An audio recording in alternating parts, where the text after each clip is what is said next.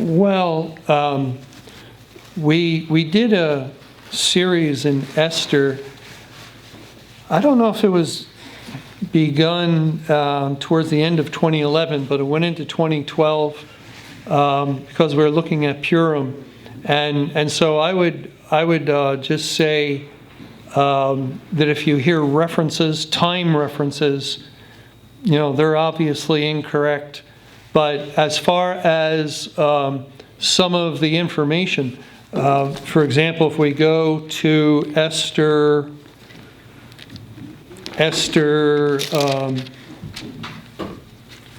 chapter,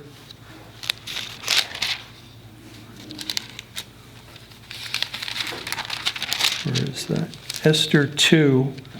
Yeah, Esther 2 in verse 21.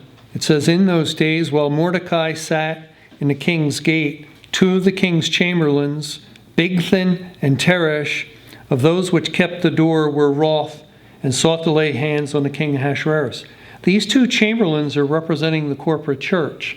Notice they keep the door, and the door is Christ, the Word, so they're keepers of the Word of God, and yet they're planning on rebellion against the king, and the king would represent God himself, and the corporate church has rebelled against God. And the thing was known, verse 22, to Mordecai, who told it unto Esther the queen, and Esther certified the king thereof in Mordecai's name. And when inquisition was made of the matter, it was found out. Therefore they were both hanged on a tree, and was written in the book of the Chronicles before the king. To hang, if you hang on a tree, you're cursed. So God brought judgment on the corporate church, cursing them. And then that transitions into the next chapter, Esther 3. And what we find in the first verse of Esther 3, verse 1, after these things, did King Ahasuerus promote Haman, the son of Hammedatha, the Agagite.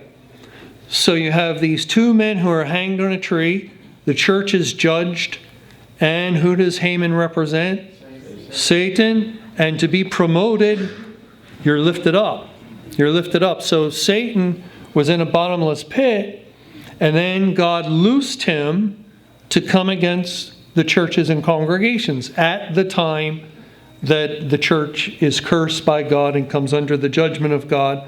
And that flows where from verse 21 of chapter 2 to verse 23, we have really the end of the church age. Chapter 3, we have the Great Tribulation in view with Haman's exaltation, or Satan's exaltation. And then it goes all the way to the date of May 21, 2011, because Haman was hanged on the 17th day of the second month of the calendar of his day. And we can show that. That's a little complicated, but we can show it. And so that would tie in with Judgment Day beginning on May 21, 2011. Haman, who's a type of Satan, is killed, but he has 10 sons. Just as we read in the book of Revelation, the beast with 10 heads. Did it have 10 heads? 7 heads, or 10 horns. 10 horns. Yeah, so the 10 sons of Haman continued on after that 17th day of the second month when Haman was hanged. And that's just indicating Satan is deposed, he's put down, he's slain in a sense, just like the king of Babylon was slain after 70 years, which typified the Great Tribulation. But we can't say that Satan is no more, that he ceased to exist, because the 10 sons of Haman represent Satan as well. And so he is continuing to roam the earth at this time, going about as a roaring lion, seeking whom he may devour. He can be active in the church, he can be active in the world, but he's doing whatever he's doing without official title, without official rule, because Christ has taken that away from him. And so if you look at the book of Esther, just thinking, well, this was done several years ago and we've learned a lot since, then it would be fine. But like a lot of things, we have to keep in mind the time the study was given. Anyone, listen to Mr. Camping studies?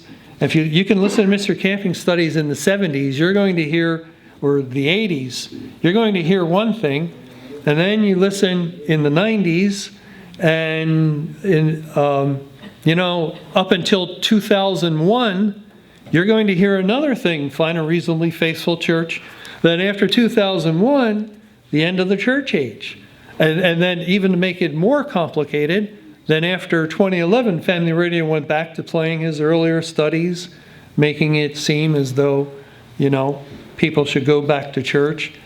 So there's always a matter of discerning when is a study given, what was understood at that time, and as long as you keep that in mind, it's fine to listen to anyone.